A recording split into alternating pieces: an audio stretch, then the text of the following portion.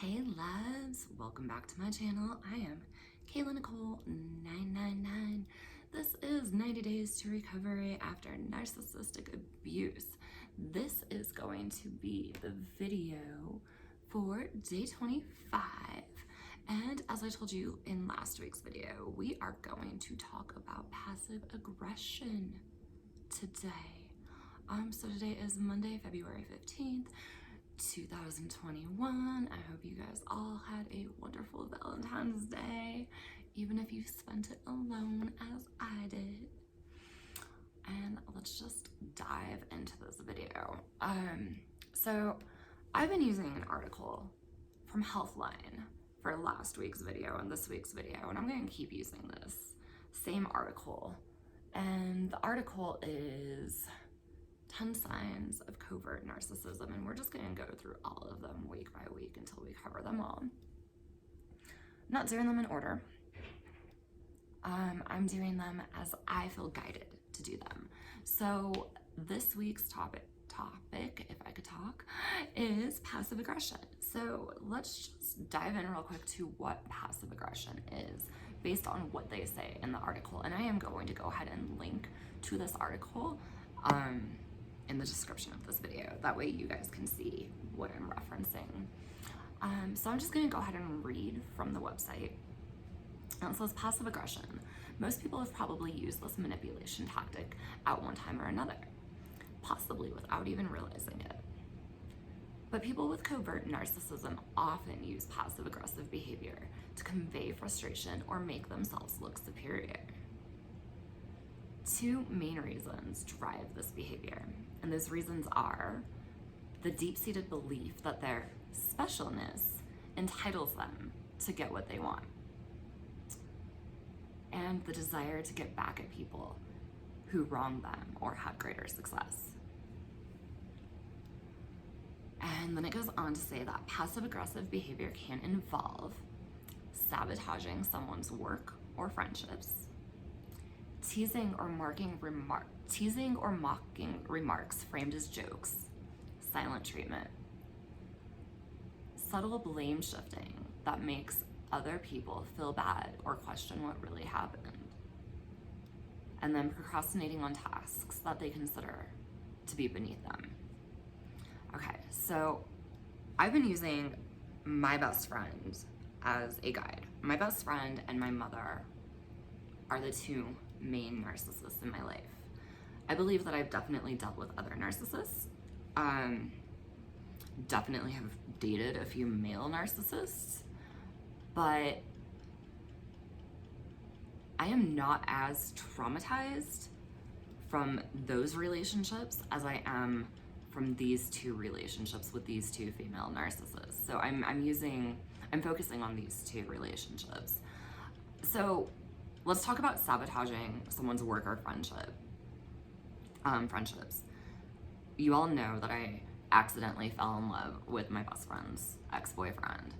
And speaking of which, my part 2 of that story has been released on my vocal.media page. So I wrote part 2. There's going to be many, many parts to the story. I'm going to link to that in the description of this video too, so you guys can all, read up on the story and get the 411 as I spill the fucking tea. Okay, but so when that happened and when she found out about her ex and me, I was no longer useful to her. I didn't have anything that I could give her, okay? I wasn't being her fucking flying monkey anymore, which she definitely used me as a flying monkey and I was unaware of. And I don't know if I discussed that in another video or not. I'll have to go back and look at everything I discussed. But if I didn't, then that's a topic for another day. So anyway, I was no longer beneficial to her, but her ex-boyfriend that I fell in love with, well, he has a net worth of more than $1 million, and he supports her financially, even when she's involved with other men. He was still useful to her. So she literally sabotaged the relationship that I had with him. He walked out on me. And then she went and she sabotaged the relationship that I had with all of my other friends that were also her friends. They all walked out on me. Not one of them asked for my side of the story. They all believed whatever lies that she has been spreading about me. You know? People just started up and deleting me on social media. People that were literally talking to me one day, boom, just deleted me. There was never any drama between me and these people. It was just whatever my ex-best friend was saying behind my back to them about me. She was literally trying to sabotage my relationships with people, okay? Let's talk about teasing or mocking remarks framed as jokes. Okay, well, in 2018, I was struggling to make money and I was considering going back to becoming a stripper. And I was talking to her about it because she was also a stripper. And I was weighing, I don't know, 130 some odd pounds at the time. I'm 123 right now. And the clubs in the state that I live in, they are very, very strict on weight, which is just stupid, but that's a topic for another day, okay?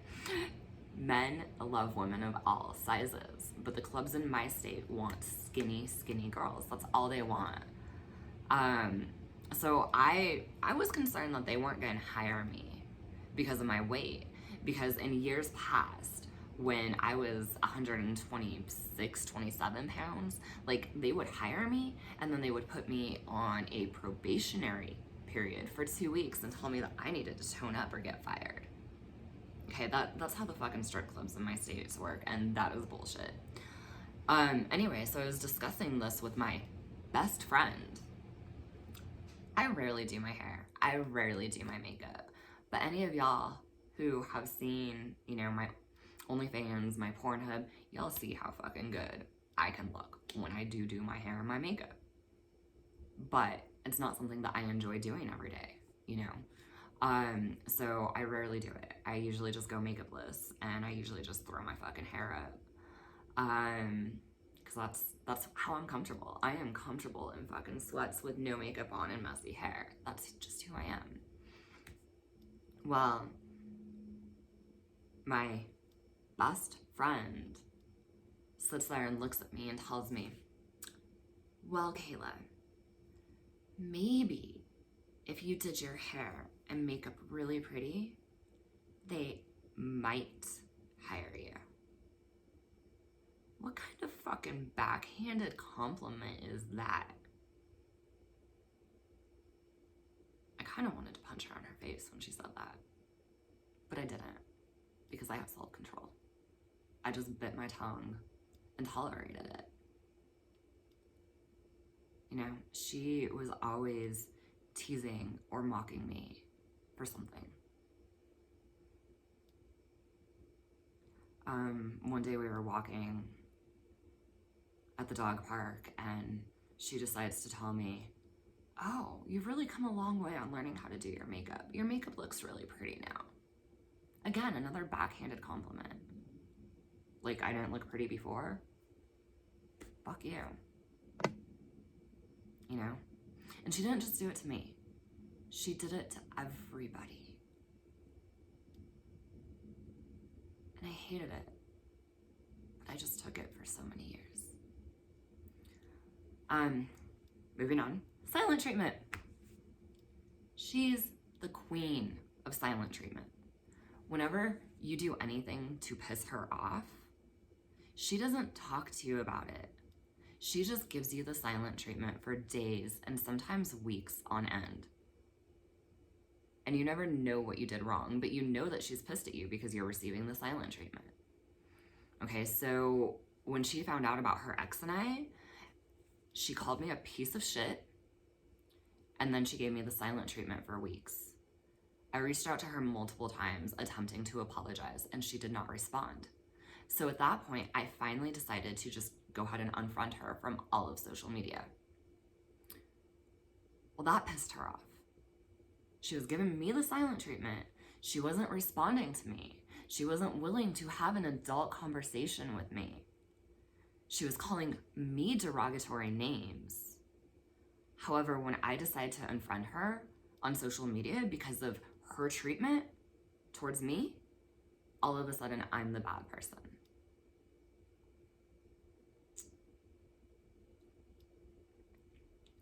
subtle blame shifting that makes other people feel bad or question what really happened.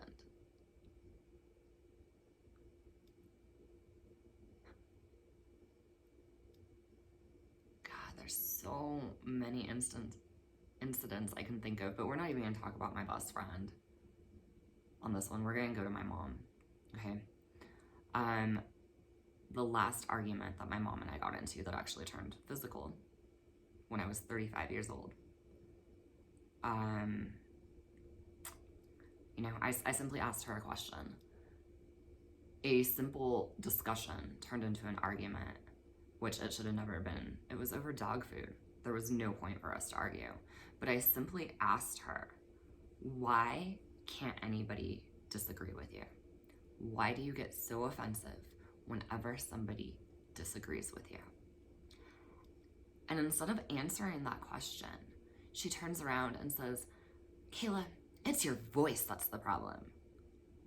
Excuse the fuck out of me, lady? Of course I didn't say that. That woman's voice is like nails on a chalkboard to me. I literally cringe at the sound of my mother's voice. But I've never put her down for it. And instead of taking accountability for what she was doing that was wrong, she shifts the blame to me and makes it about my voice. Fuck that. Fuck that. Okay? And then procrastinating on tasks that they consider beneath them. You know, let's go back to my ex-best friend. She was working on learning computer coding for years, but she never put in any effort into it. And then she expected people, you know, she expected to go out and get jobs just because she knew people, but she didn't know shit, okay? She never put in any effort into learning. She did the same thing with DJing. Like, she DJ'd for a little bit at a couple little hole-in-the-wall bars, and then she started trying to get gigs at these bigger clubs. But she hadn't really put in any work. She didn't put in any effort, but she expected just because she knew people that she should just automatically get these gigs. No, it takes DJs years of DJing at those fucking little hole-in-the-wall clubs or bars before they get sets at the bigger clubs. But this girl, she just, you know, she didn't really put in any real effort. And then she would sit there and say that she was studying computer coding, but she would never actually study. I learned more in 3 months on free code camp, just teaching myself, than she ever did in years of studying. But she honestly thought that she deserved to get a job as a fucking QA engineer at software companies because she knew people, but she never put in any effort. And she would say that she was going to do it, but she never got out to do it. She always found other shit to do, you know? And the other shit wasn't important. She was going hiking instead of actually learning usable skills. So, you know, these are just more signs of covert narcissism. And then she's jealous and envious of my success. Well, I'm putting in the fucking work. You know, I get out there and I do research and I learn and I teach myself and I put in the fucking work. It's not my problem if you're jealous of my success when you just sit there on your ass and expect the world to hand you what you want. It's not how life works. And that is where I'm going to end this video. Quickly, you know what? Next week, we're just going to move on to the next topic, a tendency to put themselves down. That's what we're going to be discussing next week. So, hey, thank you guys all so much for watching these videos. As always, if you want to stay updated with me, be sure to hit that subscribe button. That way you can be notified whenever I release a new video. I'm going to find some videos to link to. I am still playing catch up on linking these videos, okay? But I will get it done eventually.